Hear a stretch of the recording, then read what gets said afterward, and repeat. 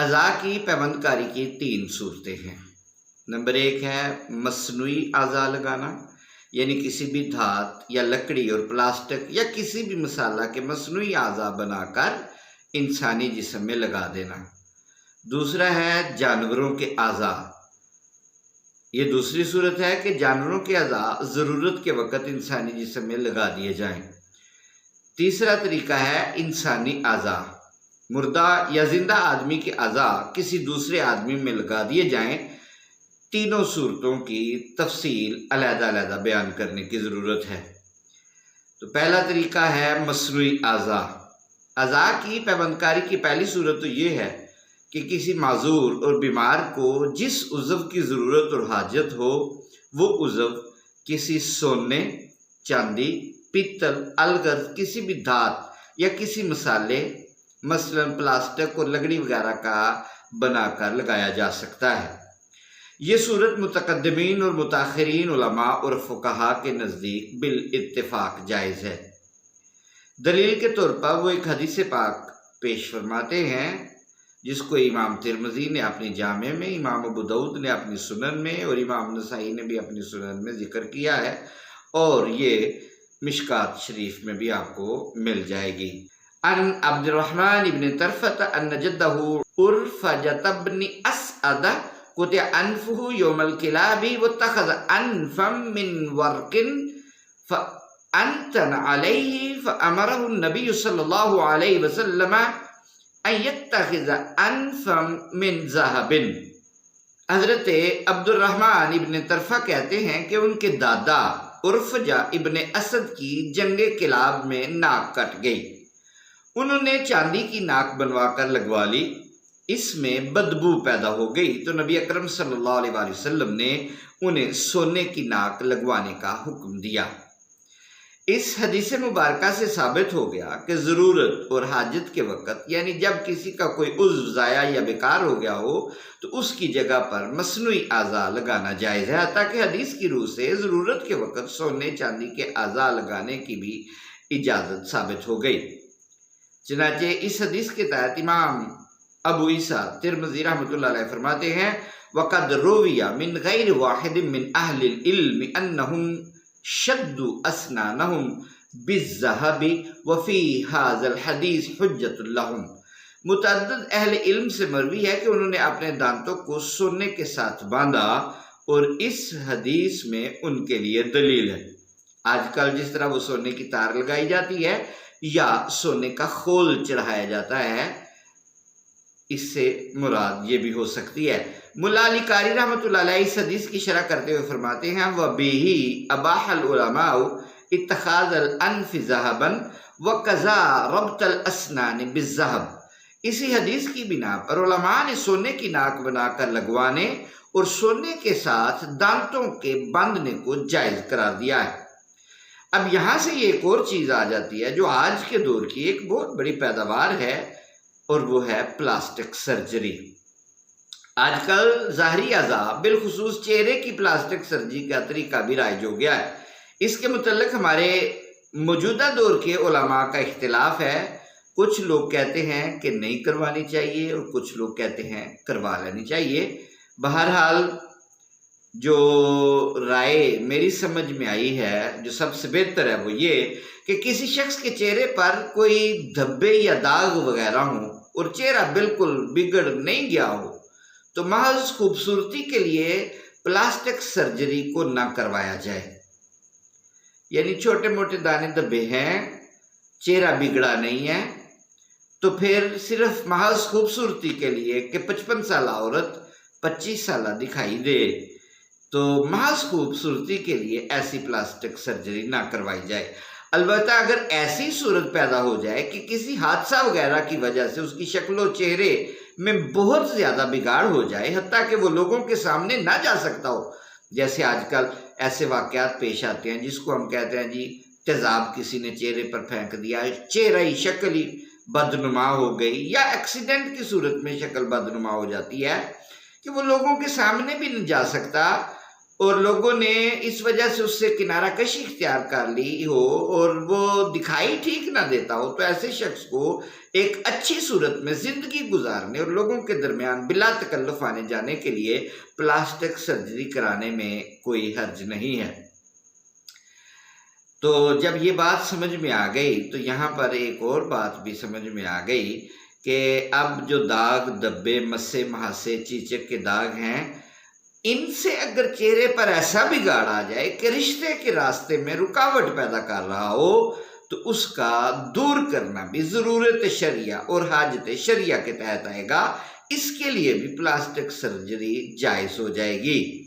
جس طرح کسی کا بالکل کوئی عضو نہ رہے یا کسی حادثہ کی وجہ سے بہت زیادہ بگاڑ پیدا ہو جائے، جس طرح اس کے لیے جائز ہوگی اگر رشتے وغیرہ میں رکاوٹ پیدا ہو رہی ہے اور کوئی اس کو قبول کرنے کے لیے تیار نہیں ہے، تو اس صورت میں بھی پلاسٹک سرجری اس کے لیے جائز ہو جائے گی۔ اب یہ تو تھی بات، اب اس پر دلیل کیا ہے؟ پہلی دلیل تو وہی ہے جو حدیث عرفجہ میں ہے، جس میں حضور صلی اللہ علیہ وسلم نے اپنے صحابی کو ان کی ناک کٹ جانے پر سونے کی ناک لگانے کی اجازت دی، حالانکہ بغیر ناک کے بھی اچھا کام چل رہا تھا۔ ان کو سانس لینے میں کوئی تکلیف پریشانی نہیں تھی، لیکن اس کے باوجود چونکہ چہرہ بدنما لگ رہا تھا، اس لیے حضور صلی اللہ علیہ وسلم نے ان کو سونے کی ناک لگانے کا حکم فرمایا، جس سے یہ بات ثابت ہوگی کہ ہر وہ چیز جو چہرہ کی بدنمائی کا باعث بنے، خواہ کسی حادثہ کی وجہ سے چہرے کا بگاڑ ہوا ہو یا پھنسی کی وجہ سے، مہاسے کی وجہ سے، کسی دبے وغیرہ کی وجہ سے یا کسی بھی بیماری کی وجہ سے چہرے میں کوئی بدنمائی اور بگاڑ پیدا ہو گیا ہو، تو اس کو دور کرنے کے لیے پلاسٹک سرجری جائز ہو جائے گی۔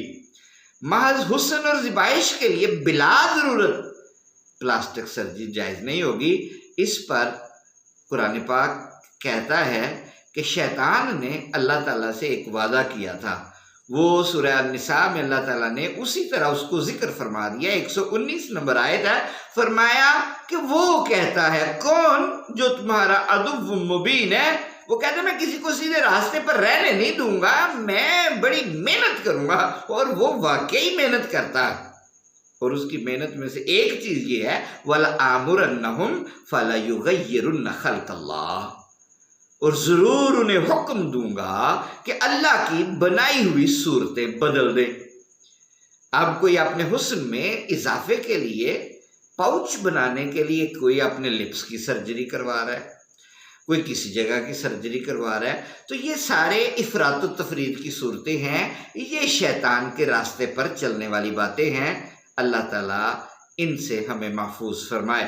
حافظ اسماعیل ابن کثیر نے ایک حدیث بیان کی ہے جس کو بخاری و مسلم اور ترمذی نے بھی چند الفاظ کے رد و بدل کے ساتھ نقل کیا ہے، وہ اگر آپ سن لیں گے تو ہو سکتا ہے ایسی سرجری کروانے سے آپ باز آ جائیں جو صرف اور صرف لوگوں کو اپنی طرف مائل کرنے کے لیے ہو، ضرورت یا اشد ضرورت کے تحت نہ ہو، بلکہ اپنے اندر ایسی اٹریکشن پیدا کرنے کے لیے ہو کہ لوگ دیکھتے ہی رہ جائیں۔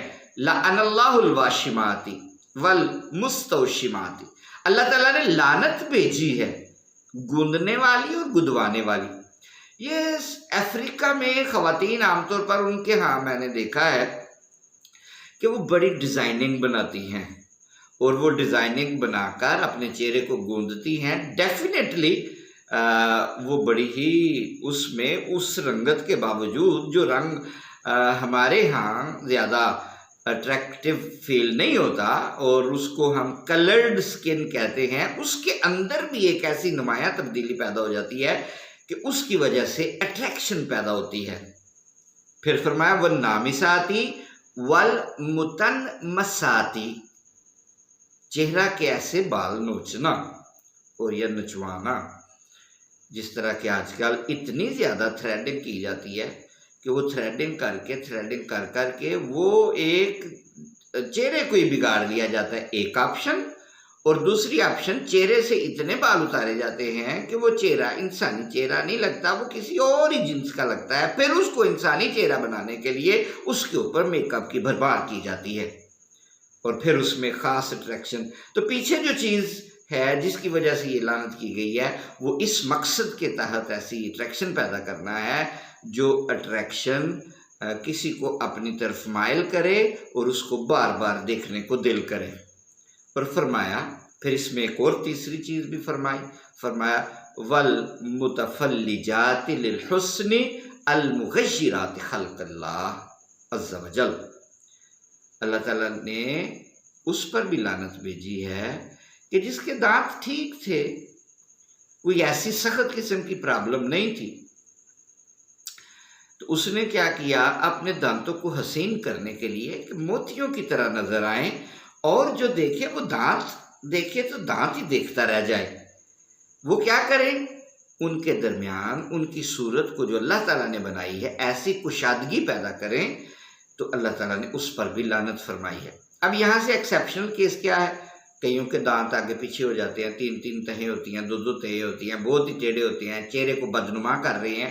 تو ایسی صورت میں پہلے میں بتا چکا ہوں کہ اللہ رب العزت نے قرآن پاک میں ایسی سختی نہیں فرمائی، بلکہ اللہ رب العزت نے قرآن پاک میں فرمایا قل من حرم زینت اللہ التی اخرج لعبادہ.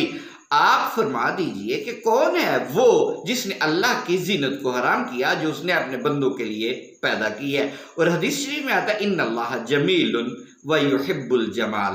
لہذا یہ صحیح مسلم کی روایت ہے، اگر وہ بگڑی ہوئی شکل ہے اس کو درست کر کے خوبصورت شکل میں تبدیل کیا جا سکتا ہے، لیکن پہلے ہی اگر خوبصورت ہو شکل اس کو مزید خوبصورت کرنا تاکہ مائلات اور ممیلات میں شامل ہو جائے، اس پر لعنت ہے. اعضاء کی پیوند کاری کی جو 3 صورتیں تھیں اس میں پہلی صورت اتنے کلپ میں بیان ہو سکی ہے. اگلی جو دوسری صورت ہے وہ ہے جانوروں کے اعضاء، اور تیسری صورت ہے انسانوں کے اعضاء سے پیوند کاری. تو انشاءاللہ وہ اگلے کلپ میں بات آئے گی. السلام علیکم ورحمۃ اللہ.